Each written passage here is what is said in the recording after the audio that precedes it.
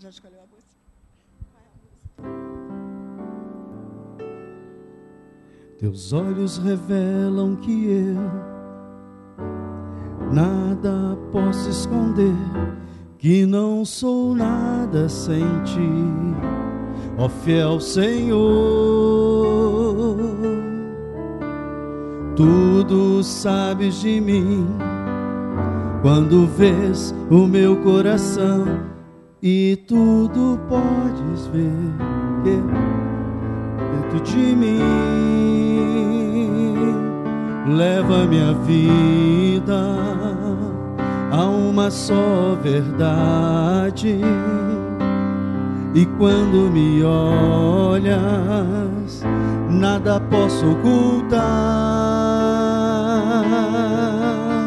Sei que a tua fidelidade leva minha vida mais além do que eu possa imaginar. Sei que não posso negar que os teus olhos sobre mim me enchem da tua paz. Desde o início, vamos lá. Teus olhos revelam que eu nada posso esconder, que não sou nada sem ti, ó fiel Senhor. Tudo sabes de mim, quando vês o meu coração, e tudo podes ver bem dentro de mim. Leva minha vida a uma só verdade, e quando me olhas, nada posso ocultar. Sei que a tua fidelidade leva minha vida mais além do que eu possa imaginar. Sei que não posso negar que os teus olhos sobre mim me enchem da tua paz. Sei que a tua fidelidade leva minha vida mais além do que eu possa imaginar. Sei que não posso negar que os teus olhos sobre mim me enchem da tua paz, que os teus olhos sobre mim,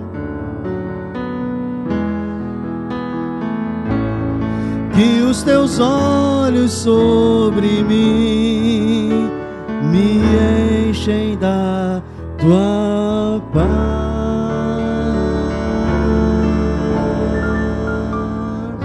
Senhor, a tua palavra diz que a paz de Cristo é o árbitro dos nossos corações. Senhor, para andar neste mundo confuso, este mundo vil, este mundo em que o maligno tem matado e roubado todos os dias, nós precisamos andar na tua paz. Jesus, tu és o príncipe da paz, e agora com essa paz no nosso coração, abre o entendimento para a tua palavra, para que enquanto nós examinamos, Senhor, as Escrituras, a tua palavra salte da Bíblia para o nosso interior e provoque dentro de nós aquilo que ela está destinada a provocar: fé, transformação. Senhor, que o teu poder se manifeste naqueles lugares mais ocultos do nosso interior, para mudar, para quebrar correntes que não estão visíveis, mas que, Senhor, tu sabes, tem sido impedimento no coração de alguns. Que esta seja uma noite de cura, de libertação, ó Deus, não só do visível, mas do invisível também, em nome de Jesus, amém. Eu, durante esses anos todos do meu ministério, eu tenho dedicado parte do meu ensino e da mensagem que prego a questões relevantes. E hoje é algo que eu vou ensinar muito sobre Deus, sobre o que é, quem é Jesus, o que ele veio fazer aqui na terra. Muitas pessoas interpretam ele de forma muito errada. E eu queria perguntar aqui, começar fazendo uma pergunta aqui nesta noite, né? Alguém aqui, porventura, que tenha, você sabe que é dupla cidadania, né? Alguém que tenha dupla cidadania aqui, que tenha cidadania de 2 países? Alguém aqui? Ok. O meu neto, ele tem, né? E ainda poderá ter uma terceira cidadania. Ninguém mais tem dupla cidadania? Eu vou ter que começar do zero mesmo. Irmãos, no mínimo você tem 2 cidadanias. A Bíblia diz, primeiro você é cidadão brasileiro. Quem é cidadão brasileiro aqui? Levante a mão. Então você tem uma cidadania. E a Bíblia diz que nós somos cidadãos dos céus. A prova da nossa falta de consciência de que nós somos está na simplicidade dessas perguntas. Porque, na verdade, a gente joga estas coisas como se fosse religião. E o que Jesus veio pregar aqui neste mundo foi o reino de Deus.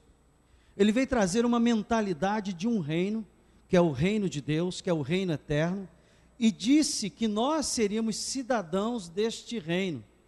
A prova que a gente não tem consciência disso está nessa pergunta que eu fiz à igreja aqui. Porque se você tivesse essa consciência viva dentro de você, quando eu falei assim, quem tem dupla cidadania, você já levantava a mão. Eu. Por quê? Sou brasileiro e sou cidadão do reino de Deus.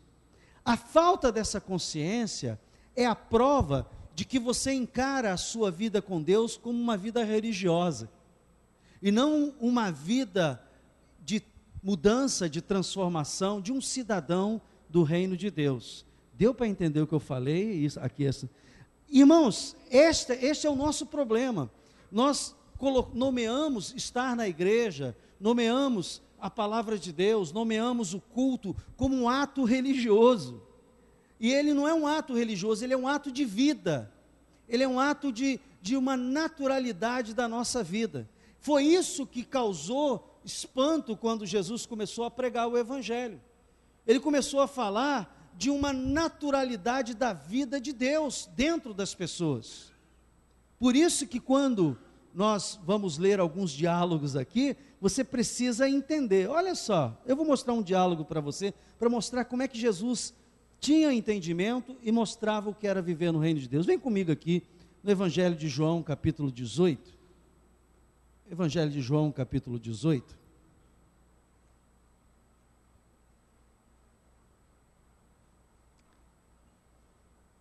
Quem humildemente confessa, diz, pastor, me falta ainda a consciência do reino, diz assim, me falta ainda, eu ainda não tenho essa consciência plena.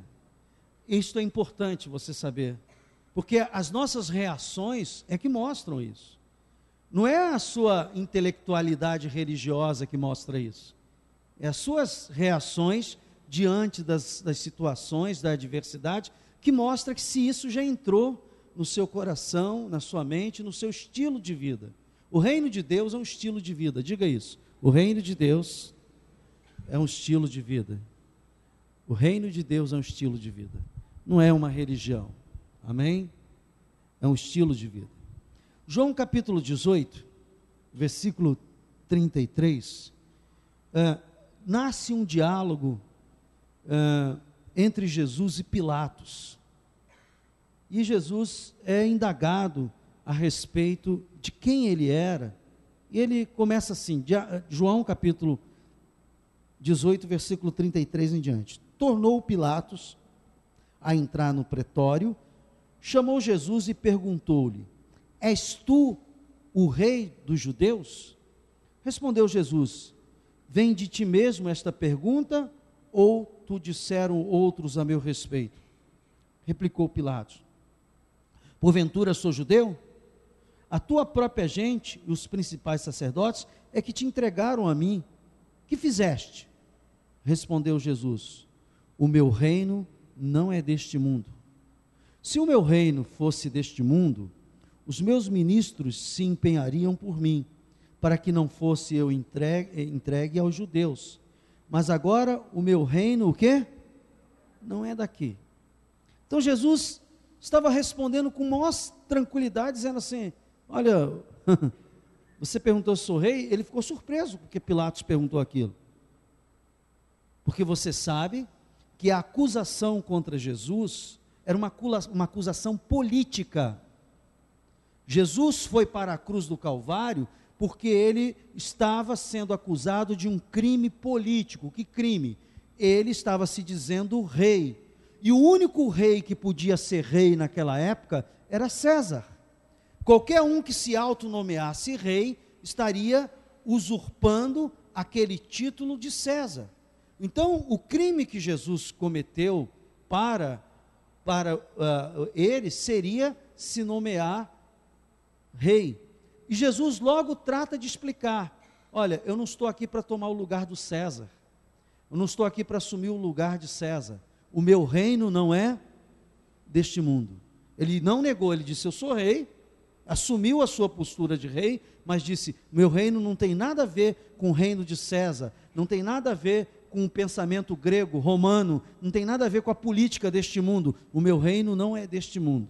E ele continuou dizendo, versículo de número 37, então lhe disse Pilatos: logo tu és rei, tu és rei, logo tu és rei, respondeu Jesus: tu dizes que sou rei, eu para isso o quê?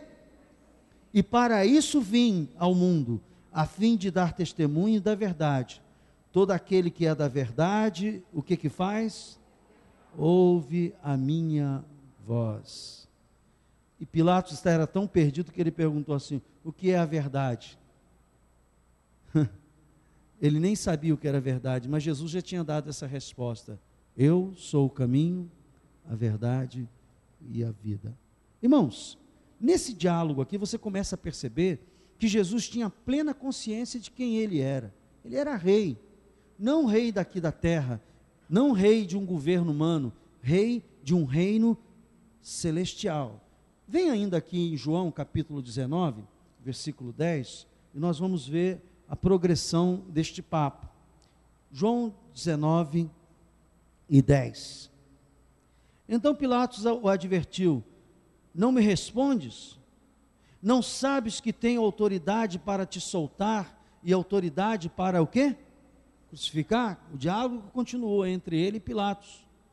Respondeu Jesus: nenhuma autoridade teria sobre mim se de cima não te fosse dado. Por isso, quem me entregou a ti é o quê? Maior pecado tem.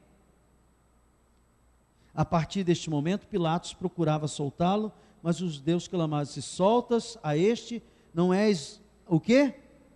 Porque a acusação era política.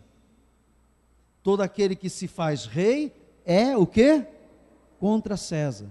Ouvindo Pilatos essas palavras, trouxe Jesus para fora, sentou-se no tribunal, lugar chamado Pavimento, no hebraico Gabatá, e era a Parasceve Pascal, cerca da hora sexta, e disse aos judeus: eis aqui o vosso rei. Eles, porém, clamavam: fora, fora, crucifica-o. Disse-lhes Pilatos: hei de crucificar o vosso rei?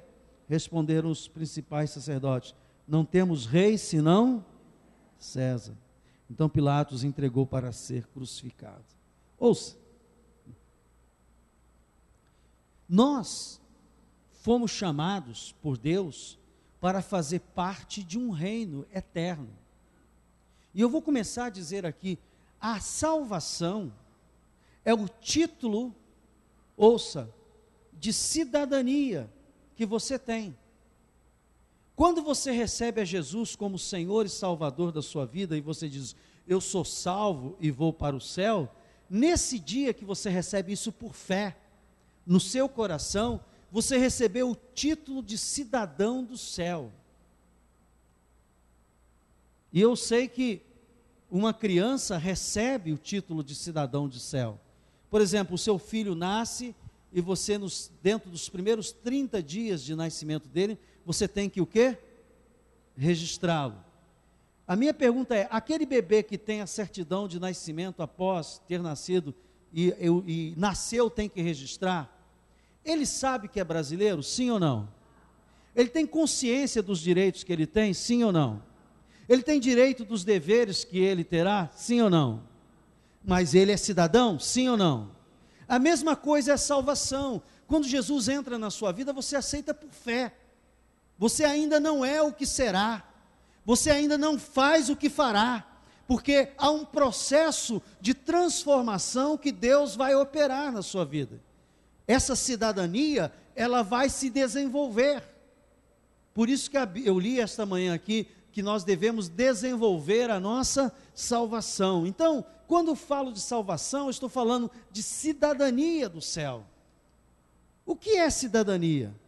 São direitos e obrigações que uma pessoa adquire ao se tornar cidadão de um país.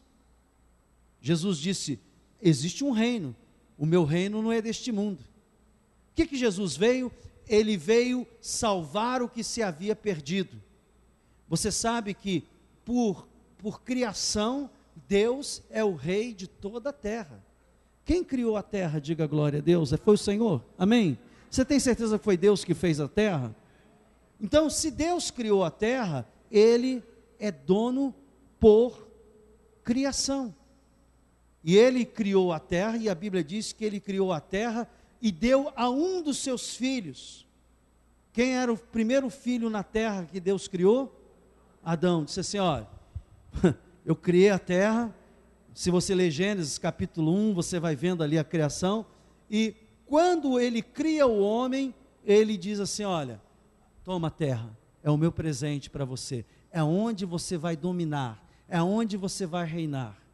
E aí, nós conhecemos, principalmente aqueles irmãos mais antigos, se você for em Gênesis 3, Satanás roubou esse direito de governo de Adão, quando o enganou, toda aquela situação do pecado, chamado pecado original.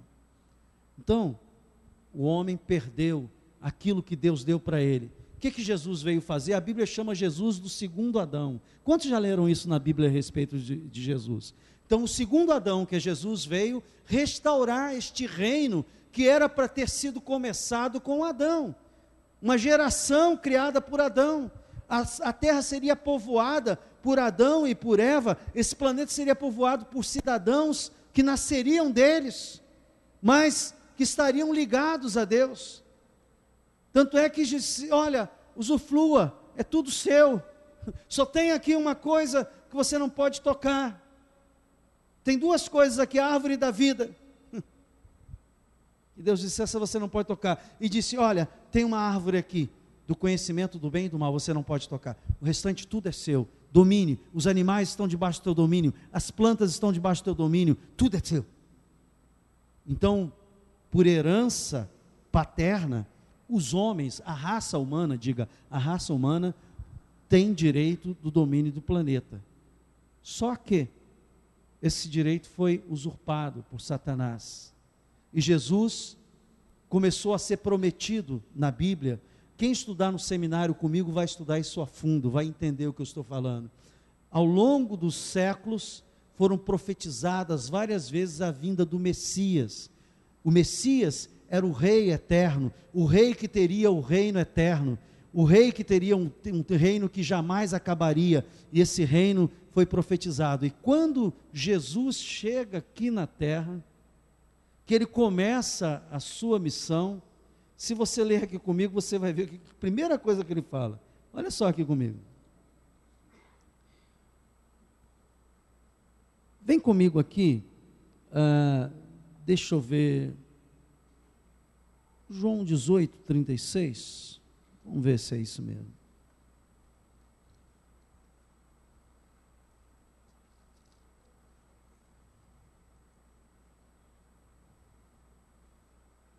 Esse nós já lemos, quando Jesus fala que o reino não é, deste mundo. Vem em Mateus comigo, capítulo 6.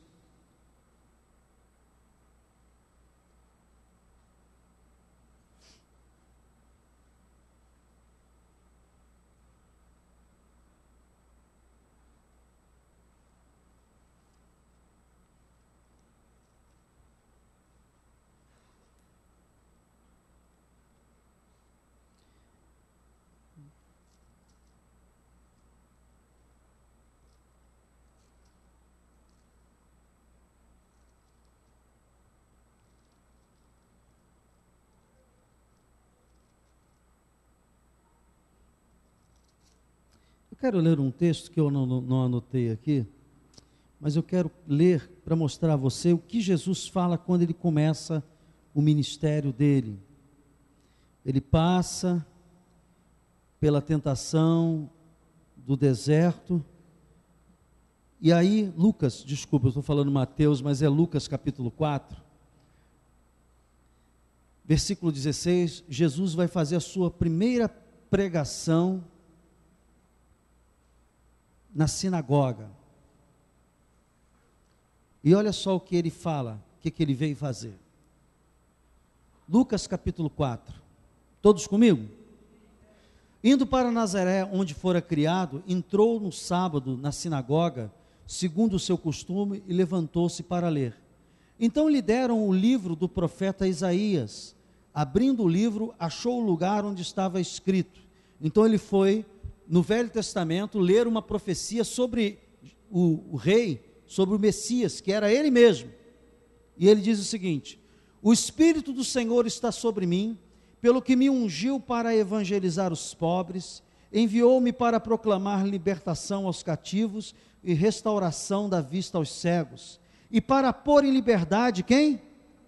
A Bíblia diz que Satanás oprime todas as pessoas deste mundo. Ele mata, rouba, ele destrói todos os dias. Ele traz medo, entrando na mente das pessoas, operando através da mente e do coração das pessoas, toda sorte de violência e maldade. Dá para entender isso? Diga glória a Deus. E apregoar o quê? O ano aceitável do Senhor. Quando ele está falando aqui o ano aceitável do Senhor, irmãos, era o ano em que viria o Messias prometido. Essa profecia foi escrita 700 anos antes de Jesus vir. O Brasil só tem 500 e poucos anos. Essa profecia é mais antiga do que o Brasil como constituído. Então eu quero dizer a você o seguinte, que Jesus, quando ele começou a pregar, ele foi lá e disse assim: olha, eu estou aqui justamente para restaurar o reino eterno, o reino que foi prometido a Davi. E se você ler em Mateus, a primeira preocupação de Mateus é mostrar a genealogia de Jesus. Quantos já leram isso? Você começa a ler Mateus, dá até cansaço, né? Porque fulano, eu perguntar assim, por que isso está escrito aqui? Era para provar que Jesus vinha da linhagem de Davi, e que a promessa que foi feita a Davi, as inúmeras promessas feitas a Davi do reino eterno dele, estava se cumprindo nele, Jesus. Ele era o Messias. Só que Israel esperava um reino militar, um reino político nos padrões deste mundo, e ele logo disse a Pôncio Pilatos: olha, o meu reino não é isso que estão pensando aí não é para tomar o lugar de César, o meu reino não é deste mundo, o meu reino está acima, inclusive se você tem autoridade, é porque a autoridade veio de cima do meu reino. Diga glória a Deus. Irmãos, isto tem que estar no seu coração, porque a Bíblia faz algumas declarações muito específicas sobre o povo de Deus. Se você ler comigo aqui em 1 Pedro, 2 Pedro, 1 Pedro 2,9, olha o que a Bíblia diz a respeito de nós que servimos ao Senhor. 1 Pedro 2,9. 1 Pedro 2,9.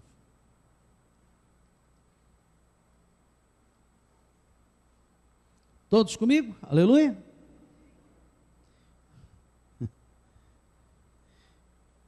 Olha o que a Bíblia fala das pessoas que têm em Jesus como seu Salvador, que pela fé aceitou o sacrifício dele. Você não estava lá no dia que ele morreu, mas você aceitou aquele sacrifício derradeiro sobre a tua vida. Você recebeu o título de cidadão naquele dia do céu. Ele diz, olha o que Pedro fala a respeito desse povo especial. Vós, porém, sois o quê? Raça eleita. Foi Deus que te elegeu.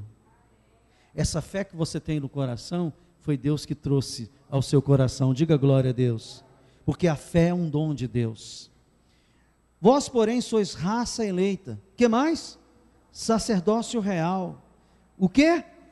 Nação santa. Então está falando de nação, de país. Nação santa. Povo de propriedade exclusiva. Para quê? A fim de proclamardes as virtudes daquele que vos chamou das trevas para a sua maravilhosa luz. Vós sim que antes não eram o quê? Povo. Você não era povo de Deus, mas agora sois povo de Deus. Diga glória a Deus. Que não tinhas alcançado a misericórdia, mas agora alcançaste misericórdia. Então, a Bíblia diz que houve uma mudança na sua vida. Pastor, quando é que a pessoa realmente ganha esse título de cidadão do céu? Esse título de cidadania. A Bíblia diz, você sabe que em direito, uma pessoa, ela ganha o título, a cidadania, através, basicamente, de dois processos, e depois até a mistura deles.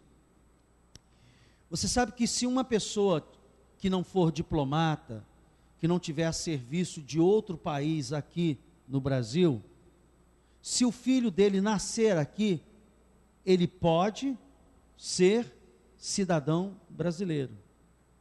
Os pais podem ser estrangeiros, mas se a criança nascer aqui, ela pode, se quiser, ser cidadã brasileira, ser registrada no cartório aqui no Brasil e ter a certidão. Por quê?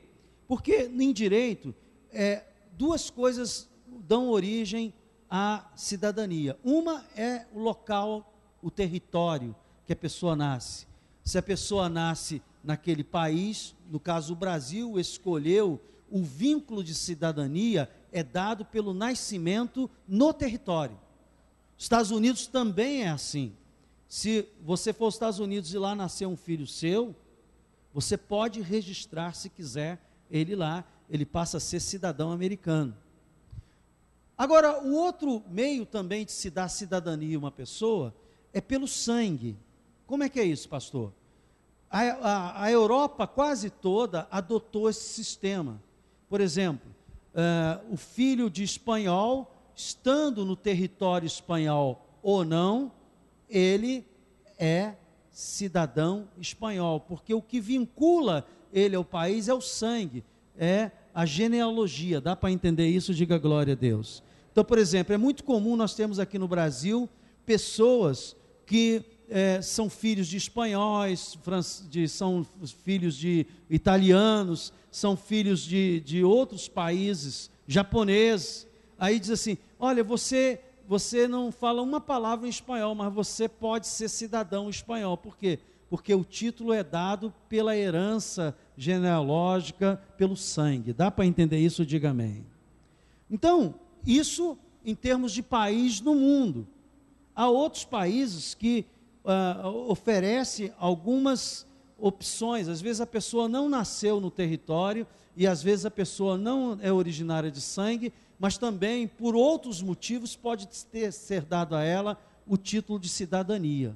E aí haverá muitas variações. Por que eu estou falando isso, pastor? Eu estou falando isso porque no reino de Deus também tem um método para saber se a pessoa é cidadão do céu ou não. Porque a igreja, ser da igreja, não te dá título de cidadão do céu. O cartão de membro da igreja de Nova Vida, da Assembleia de Deus, da igreja presbiteriana, de qualquer igreja, nenhum cartão te dá título de cidadania do céu. A Bíblia diz que a única coisa que te dá título de cidadania do céu é se você nascer de novo. Veja aqui, João capítulo 3, versículo 3. Veja lá, João 3 e 3. João 3:3. Portanto, você pode ser evangélico, ter o título, ter cara de crente, Bíblia de crente, dar paz do Senhor de crente, frequentar a igreja de crente, mas se você não nascer de novo, você não entrou ainda no reino de Deus. E aí você vai descobrir daqui a pouco o que é o novo nascimento. Diz aqui João 3:3, todos comigo? Glória a Deus. Diz assim: a isto respondeu Jesus: em verdade te digo, se alguém não nascer de novo, o quê? Não pode ver o reino de Deus. Você vai ver que no reino de Deus há um processo. Nascer, ver e entrar. Vamos continuar aqui o diálogo que Jesus está travando com Nicodemos. Versículo 4. Perguntou-lhe Nicodemos: como pode um homem nascer sendo velho? Pode porventura voltar ao ventre materno e nascer a segunda vez? Poxa, como é que se dá esse nascimento, esse novo nascimento que você está falando, Jesus? Ele estava tendo um diálogo com Jesus. Respondeu-lhe Jesus: em verdade te digo, quem não nascer da água e do Espírito não pode entrar no reino de Deus. A água, você sabe que ele está se referindo aqui ao batismo. A água era o ato batismal, mas não basta, é preciso que haja o ato batismal e também que esse ato seja convicto no Espírito. Lembra que eu falei que no reino de Deus, tudo vai depender de fé. Eu posso entrar no batistério um pecador seco e sair de lá um pecador molhado e nada acontecer na minha vida.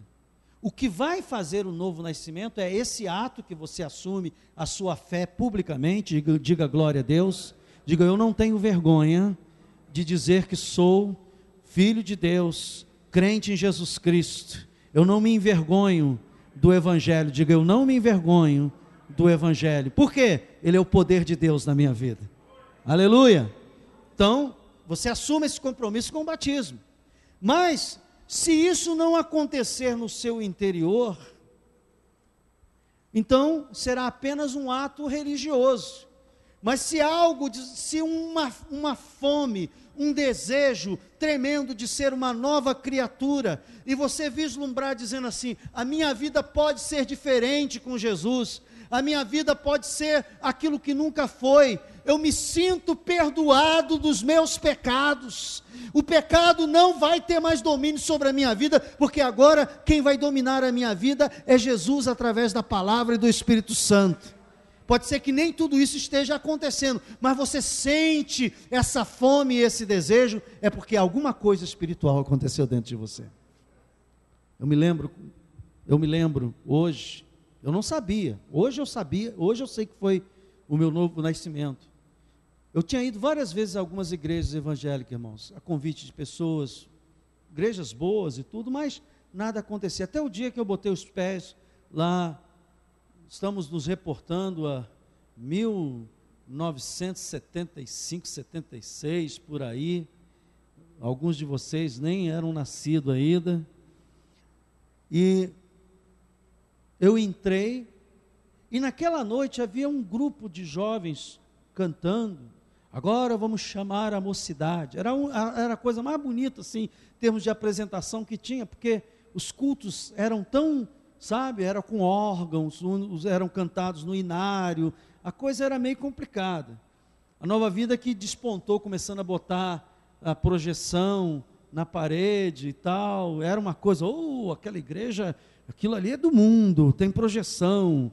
E eu me lembro a primeira vez que botou guitarra, que botou bateria, é o diabo, é o mundo entrando. Os evangélicos são, às vezes, muito quadradinho, não examinam as Escrituras, porque a Bíblia diz: examinai as Escrituras. Se você começa a examinar a Bíblia, você começa a descobrir uma dimensão muito maior de Deus. E lá pelas tantas descobriram, lá no Salmo 150, louvai a Deus com vozes de júbilos, com símbolos sonoros, com harpa. Está aqui na Bíblia, então a gente pode louvar. Já deviam ter lido antes, mas... E aí... os jovens começaram a cantar um hino que diz assim: se eu fosse contar as coisas que eu ouvi. E na medida que eles foram cantando, aconteceu algo dentro de mim. Eu senti pela primeira vez nojo dos pecados que eu tinha cometido. Pela primeira vez eu percebi o quanto eu estava longe de Deus. Pela primeira vez eu senti quanto eu estava sujo, porque a minha vida, mesmo sendo um jovem, já tinha feito tantas coisas erradas. E naquele momento eu vi uma porta se abrindo para mim, eu pude enxergar que havia uma possibilidade de transformação, uma possibilidade de uma nova fase, eu não sabia, mas vou usar esse termo aqui, de ser uma nova criatura. Naquele dia, eu percebi que Deus estava entrando e gerando dentro de mim aquilo que eu nunca tinha sido na minha vida. O novo nascimento se dá quando Jesus entra no seu coração através da palavra e começa a mostrar a você que muitas coisas que você achava que era correta, não é, porque Ele tem tudo que é correto no plano dEle para você. Tem pessoas que nascem no reino de Deus, mas nunca entram, enxergam, dizem: puxa, Deus quer que eu seja isso, Deus quer que eu trilhe por esse caminho, enxerga o reino de Deus, mas não entra. E a Bíblia diz que é preciso que você precisa nascer, ver e entrar no reino. O que eu estou fazendo aqui, ensinando a vocês sobre o reino, é tentando empurrar vocês para enxergar um pouco mais daquilo que vocês já são e não sabem que são, do potencial que vocês têm em Cristo Jesus, mas que não exerce, da autoridade que lhe foi dada nos céus e na terra, mas que você acha que ainda não tem a plenitude dela. Esta manhã eu falei aqui que Deus está no controle, e eu disse que, entre outras coisas, que muitas vezes Deus quer estar no controle através da sua vida, porque quando Ele disse que nós devemos curar os enfermos, que nós devemos no nome dEle realizar a obra dEle, operar milagres, esses sinais acompanharão a todos que crerem, em meu nome expelirão demônios, falarão novas línguas, imporão as mãos sobre os enfermos e eles ficarão curados. A Bíblia diz que os sinais acompanhariam a todos que crerem, e que eu começo a exercitar isso, acontece aquilo que eu falei, Deus começa a controlar através de você. Mas ouça, é preciso nascer de novo. E uma das formas de entrar no reino de Deus, pastor, como é que eu entro no reino de Deus? Você tem que assumir a sua cidadania. Porque há pessoas que nascem, são salvos de verdade, mas nunca entram na dimensão que Deus quer que elas entre e que ela viva. E ela muitas vezes morrem, vão salvas, mas nunca sabe o exercício da sua cidadania. Eu queria perguntar aqui, quem lembra do dia do nascimento biológico seu? Você lembra no dia que você saiu de dentro da sua mãe? Né? Ah, pastor, eu estava lá e bateu o relógio, agora, vou mergulhar a cabeça. Alguém lembra disso? Né? Ninguém lembra, né? Está apertado, faz força, mãe. Eu me lembro, pastor. Mentiroso. Por que nós não lembramos do dia do nosso nascimento biológico? Sabe por quê? Porque mesmo nascido e nascendo, nosso cérebro não estava consolidado. Você sabe que uma criança, depois que ela nasce, ela tem uma coisa chamada o quê? Moleira.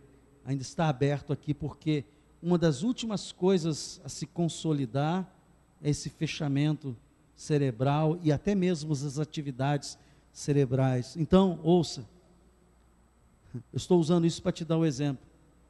Quando você nasce de novo, você não sabe que nasceu. Às vezes eu falo assim para a pessoa que é nova convertida: você não sabe ainda o que você vai ser, você não tem ideia do que Deus vai fazer na sua vida. A pessoa pensa que eu falo isso porque o pastor é bonzinho, é camaradinha. Não, eu falo isso porque eu tenho certeza que ainda não foi consolidada nela a plenitude de Deus, e isso virá através de uma conscientização. Quando você nasce de novo, não tem muita noção de quem você é, mas na medida em que o bebê vai crescendo, ele vai começando a mudar, e as suas atividades de pensamento cerebral também. Nós estávamos almoçando hoje, ou ontem, né? Aquele bebê, a mãe estava comendo e ligou um DVD desses portáteis, e ele ficou lá, comportado, vendo, mas ele queria pegar um bebê que aproximadamente o quê? Não tem 1 ano, 10 meses, 8 meses por aí, no carrinho, e querendo. Chegou uma hora lá, que eu acho que encheu a paciência dele, e você sabe que quando o bebê enche a paciência, o que ele faz? Aí a mãe botava a chupeta, ele tirava a chupeta, a mãe botava o paninho, ele jogava o paninho, a mãe botava não sei o quê. Eu falei, ele está mostrando já quem ele é. A natureza, aí a velha natureza, a natureza nossa. Ouça, nós, irmãos, quando entramos no reino de Deus, é quando a gente resolve assumir a nossa cidadania. É quando você diz assim: eu sou cidadão do céu e eu vou viver isto que a palavra de Deus diz que eu sou, que eu tenho. Eu não vou fazer disso uma religião, dizer, está lá na Bíblia, mas eu estou vivendo a minha vida aqui diferente do que aquilo que a Bíblia está falando. Assumir a cidadania é você dizer assim: o que Deus preparou para mim através da palavra de Deus, eu vou assumir para a minha vida. A Bíblia diz que eu sou mais que vencedor, eu sou mais que vencedor. A Bíblia diz que tudo posso naquele que me fortalece, então tudo posso naquele que me fortalece. A Bíblia diz que eu tenho que ter uma vida santa, uma vida separada, então eu vou entender que eu vou ter essa vida separada com Deus também. E aí você começa a assumir. Mas há pessoas que não percorrem esse caminho, que apenas nascem espiritualmente e diz: Jesus é bom, maravilhoso, aleluia, e não percebe que ela está aqui neste mundo para cumprir esse propósito que eu tenho falado tantas vezes aqui. O perigo de uma pessoa que quer sempre viver na infância da fé, ou ficar na infância da fé, ou ficar na adolescência da fé, é que ela nunca assume a sua cidadania. Você sabe que ao longo da nossa vida espiritual, Deus vai mudando algumas coisas. Eu me lembro quando eu me converti, todas as minhas orações eram rapidamente atendidas. Quantos tiveram essa experiência? Mas depois o negócio começou a ficar mais encruado. Eu percebi que eu tinha que orar mais. E aí eu disse: será que é porque eu tenho menos fé? É porque eu agora estou na carne? Não, irmãos, é porque Deus está estruturando a sua vida emocional, a sua vida mental, a sua vida espiritual, para aquilo que você vai ser, cidadão do céu.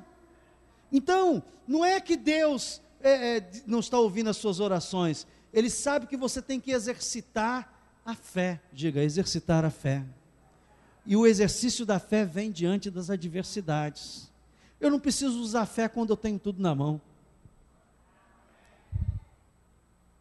Você vai dizer para um camarada que é rico, que ele precisa orar para Deus providenciar um médico quando ele chegar no hospital, e o médico que está de plantão ir trabalhar? Você tem que ir orando hoje em dia, né? Você vai dizer isso para uma pessoa rica? Não, por quê? Com o dinheiro dela, ela paga os melhores hospitais, e a hora que ela for, ela sabe que vai ter gente lá. Ela precisa de fé para isso? Mas se ela tiver um câncer, e o médico diz assim: olha, você tem 2 meses de vida, eu não posso fazer nada por você, o que vai acontecer? Aí ele vai ter que exercitar a fé. A fé pode ser exercitada em grandes desafios, em pequenos desafios, mas ouça, Deus sabe que se você não exercitar a fé, você nunca vai dar passos para penetrar nesse reino, porque o reino de Deus é um reino de fé. Diga glória a Deus. Você é cidadão do reino de Deus por fé. Você adquire as coisas por fé. Lembra que eu falei que a fé é o quê? É a moeda no reino de Deus. Você sabe que todo país tem uma moeda. E a moeda do reino de Deus é a fé. É pela fé que eu adquiro todas as coisas. Eu sou rico ou pobre no reino de Deus, na medida em que eu tenho mais fé ou menos fé. Porque é com fé que se, entre aspas, se compra as coisas no reino de Deus. Se adquire as coisas no reino de Deus. Se obtém as coisas no reino de Deus. Por isso que a Bíblia diz, sem fé, mas a fé vem pelo ouvir a palavra de Deus, e depois ela tem que ser exercitada. Então, aquelas orações que você fazia, que era rapidamente, você era bebê na fé, Deus não quer te perder, Deus quer te criar, Deus quer te dar crescimento, musculatura, então, quer que você conheça a sua cidadania, Ele vai aos pouquinhos mudando esse tratamento. Irmãos, a Bíblia diz que nós somos transformados, o quê? De glória em glória. Eu escrevi aqui uma coisa interessante a respeito desse. Na infância, tudo chega fácil. Na adolescência, queremos os benefícios sem responsabilidade. Que os adolescentes digam amém. Hã? Né? Quantos dos adolescentes gostam de uma roupa na moda nova aí? Levante a mão. Hã? Quantos gostam de ter dinheiro para passear, para viajar? Quantos querem uma marca, um tênis de marca bonito que você paquerou lá? Hã?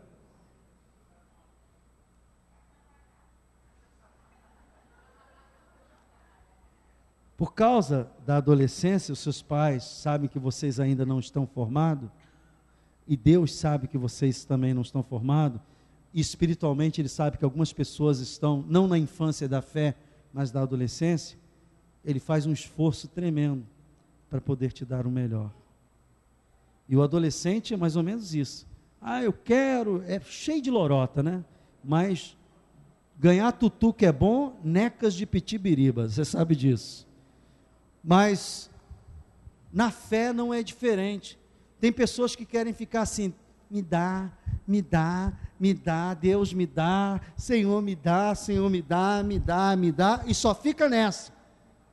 Vou falar uma coisa para você, vai chegar uma hora que Deus vai fechar a torneira e vai dizer, sem vergonha, você tem que conquistar usando a sua fé, porque no meu reino não é reino de preguiçoso, de vadio, no meu reino é tomado por esforço, e só os que se esforçam se apoderam dele. É a palavra de Deus. O reino de Deus é tomado por esforço, e só se... Então Deus vai tratando disso. Não adianta, vocês pensam que vão ficar adolescentes para o resto da vida? Ei, neguinho, fala igual o baiano agora. Ei, neguinho, tá pensando o quê? É para você mesmo, não olha para trás não, pá. Ele veio trabalhar com o pai dele aqui, o irmão Walter, muito amor aí, tem feito algumas obras aqui na igreja e tal. Aí ele disse, o cara estava lá de papo pro ar, eu trouxe para me ajudar aqui. Aí ele viu como dói ficar abaixado,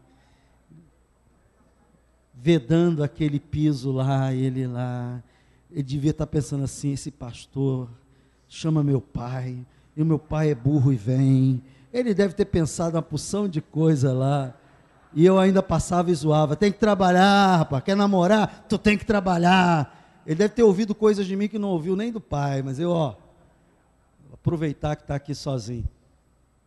Ali é apenas um avanço primeiro. Aí eu disse, o que você quer fazer? Eu quero estudar para prestar concurso para a Marinha, porque ele sentiu o peso. Então cai dentro dos livros. Se você quiser ter um trabalho que não ande pelo lado do esforço físico, sabe por quê? Porque você daqui a pouco vai estar com 18 anos. E o papai vai dizer assim: meu camarada, não dá para te levar nas costas não.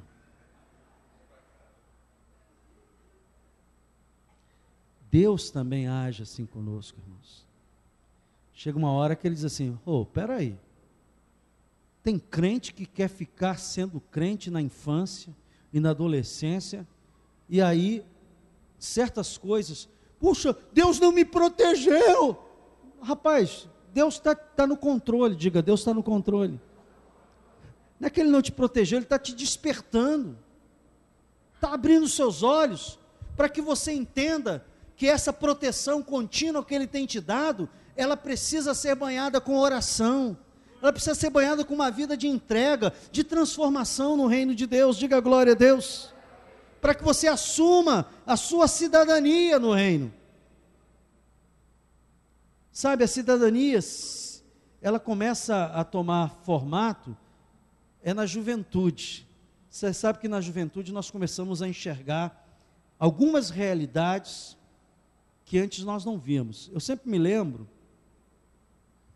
as minhas filhas, elas me dão alguns exemplos, né? Eu tenho dois exemplos. Um exemplo da minha filha Gisele, quando ela começou a trabalhar, ela foi trabalhar de garçonete, irmãos, numa lanchonete no shopping. E nós, nessa época, estamos passando uma situação muito difícil na nossa vida. Isso me fez ser uma pessoa mais generosa, sabia? Eu gosto de dar gorjeta, eu gosto. Sabe por quê? Muitas vezes ela chegou em casa, aquelas gorjetas que ela ganhava, é que safou muita onça nossa. Nem sei se ela está aí, né? E ela um dia, ela entendeu, um dia, chegando cansada do trabalho, como dói ser gente grande.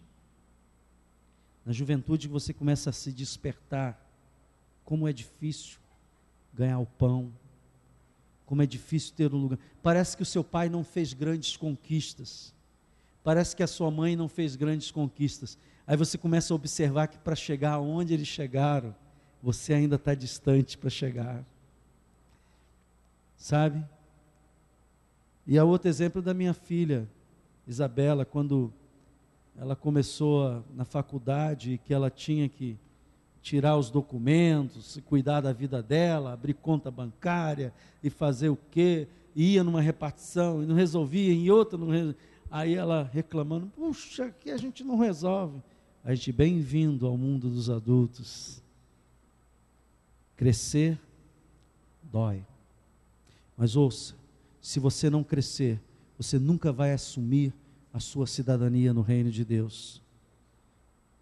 Na juventude nós começamos a tomar consciência e a agir pautados nos direitos da cidadania. Você sabe que o jovem, quando começa agora eu quero saber sobre lei trabalhista. Pergunta se aquilo ele quer saber sobre lei trabalhista. Nem. Mas quando ele começa a dar duro, o patrão exigir horário para trabalhar, o que a lei fala sobre isso? Agora tu quer saber, né? Antes tu não queria nem saber. Aí quando você vai, é multado no seu carro, você é jovem, me multou por quê? Agora tu quer saber, né? Por que que não tem luz? Foi cortada, você não pagou. Agora você está entendendo. Irmãos, a Bíblia diz que Deus quer que você penetre no reino dele para adquirir maturidade no seu relacionamento com Deus. Ouça bem.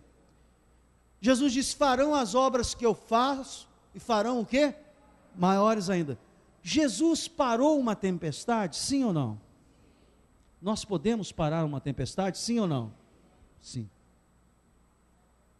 Se ele disse: farão as obras que eu faço e maiores ainda farão, então eu posso. Jesus curou o leproso, sim ou não? Nós podemos fazer isso, sim ou não? Sim. O problema é que quem sou eu, pastor? Eu sou tão pequenininho. Irmãos, no reino de Deus, e como em qualquer, o mesmo direito de cidadania que uma pessoa instruída tem, é o mesmo que uma pessoa que não tem instrução também tem. Cidadania é algo que está independente do seu conhecimento, da sua postura social. Agora você está vendo, né, aquela música que fala do camarada que roubou, que usou o poder para coagir, que fez isso e aquilo. Esse cara é o Dirceu.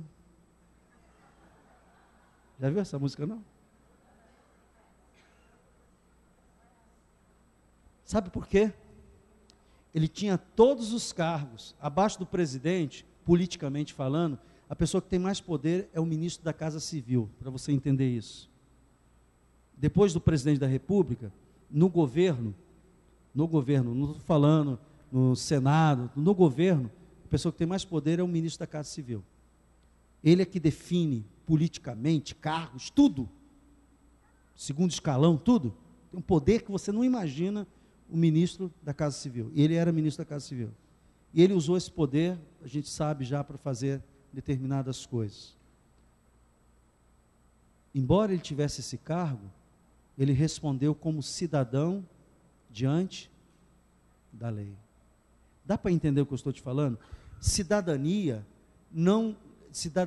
é algo comum a todos nós. O mesmo direito de cidadão que você tem, eu tenho. Os mesmos deveres que eu tenho como cidadão, você tem. No reino de Deus, não existe aquela pessoa que diz, tadinho de mim, porque você é um cidadão do reino de Deus. O que você está fazendo é se escusar de crescer e exercitar a sua fé de trás dessa frase. Mas Deus espera que você tome iniciativas, que você assuma a sua cidadania.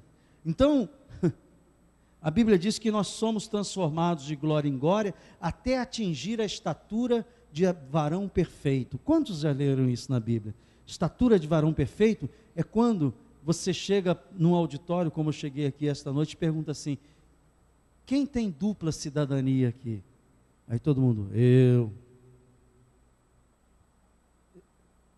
Aí você sabe que a pessoa entendeu que ser cidadão do céu não é um ato religioso, é um ato de vivência que está estabelecido nele.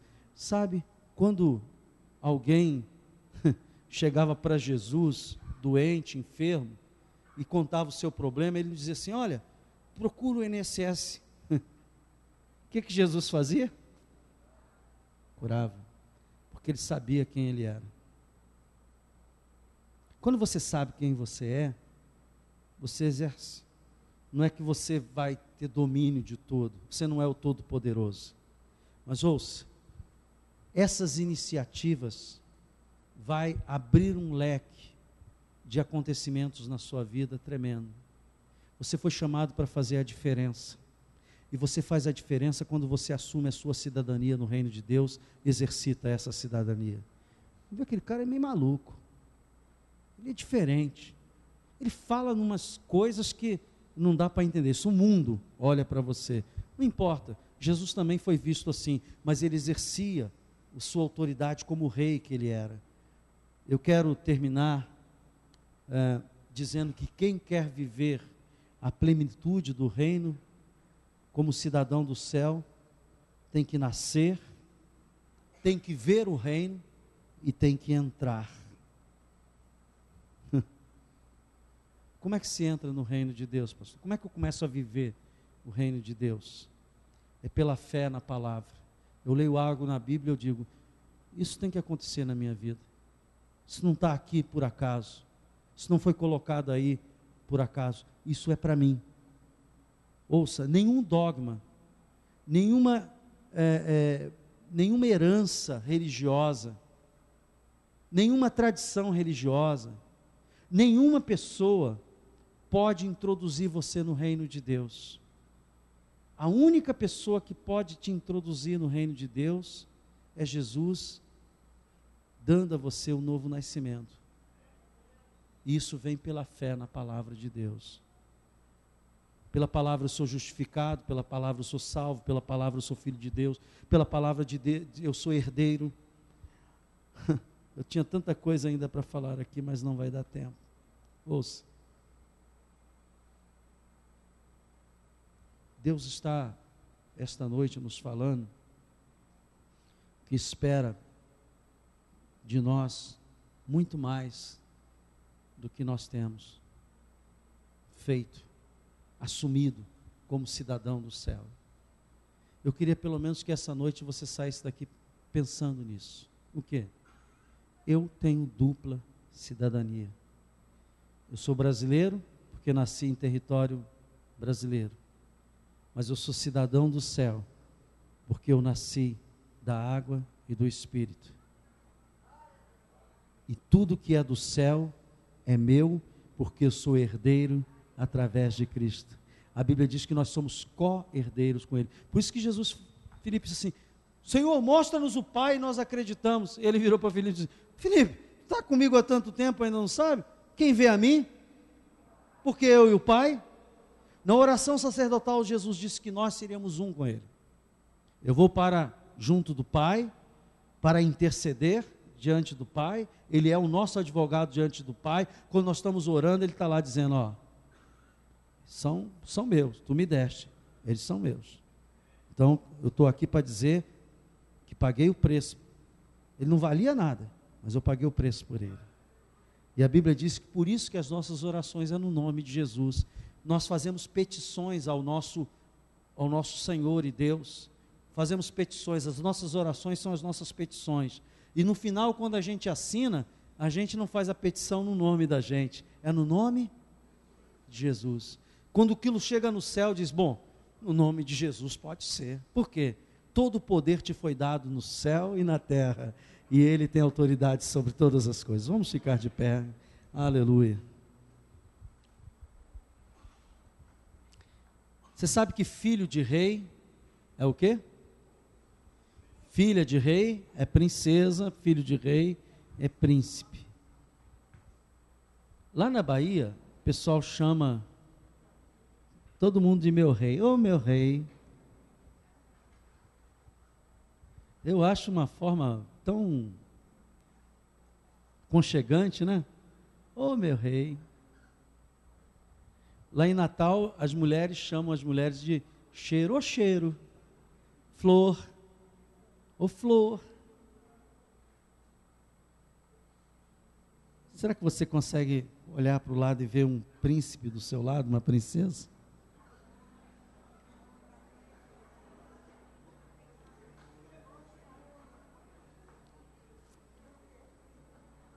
Se você olhar pela carne, você não vai ver nada.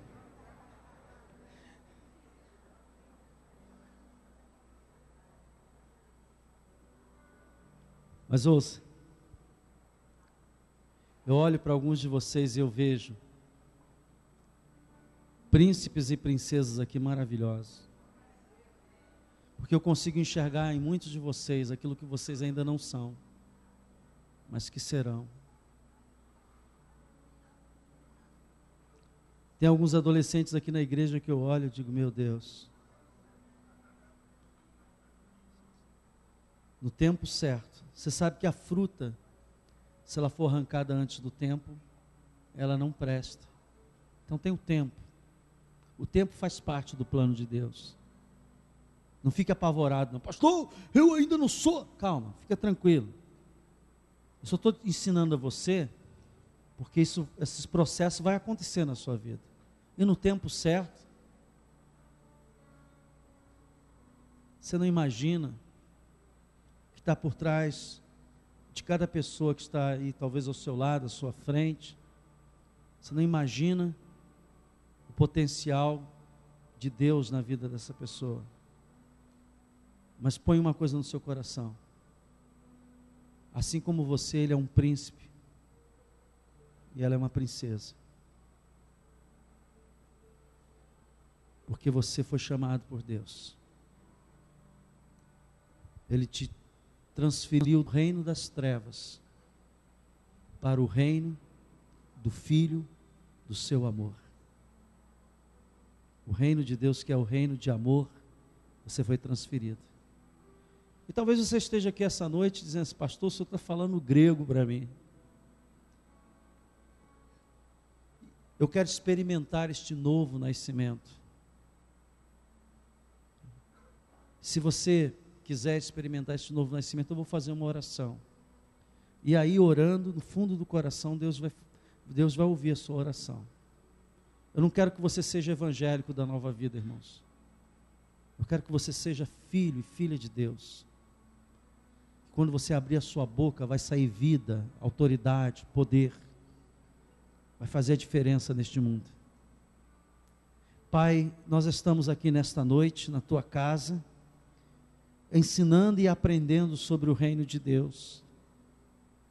Eu me sinto apenas como um irmão mais velho aqui, Senhor, porque também eu estou aprendendo contigo.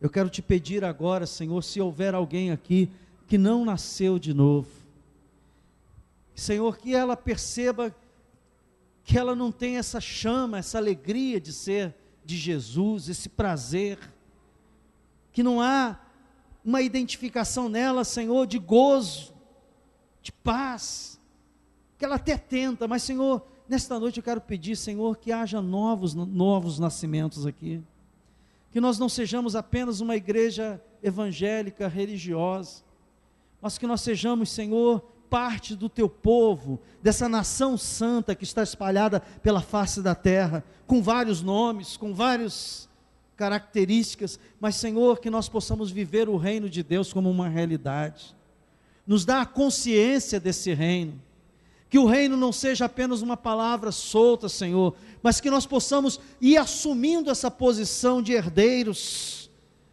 de príncipes e princesas, de filhos de Deus que estão neste mundo para completar a obra daquele que nos chamou, Senhor.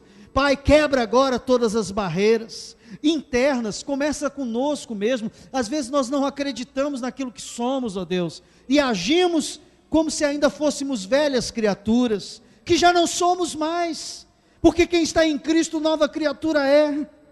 As coisas velhas passaram. Pai, nos dá essa alegria, Senhor.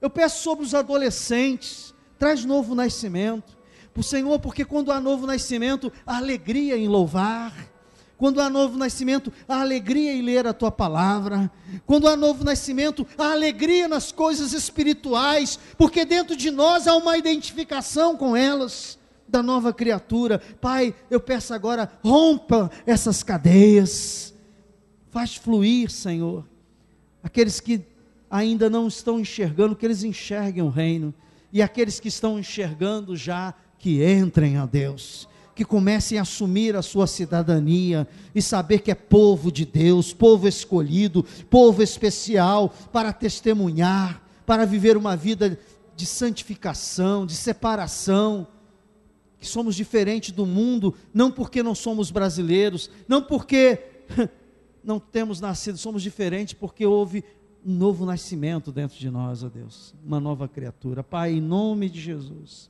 eu oro, eu peço agora, quebra as barreiras, transforma os nossos familiares, salva os nossos familiares, salva os nossos filhos que não são salvos, nossos pais, amigos, irmãos, que ninguém se perca, Senhor. Nós invocamos a tua palavra, seja salvo nós e a nossa casa, Senhor, em nome de Jesus.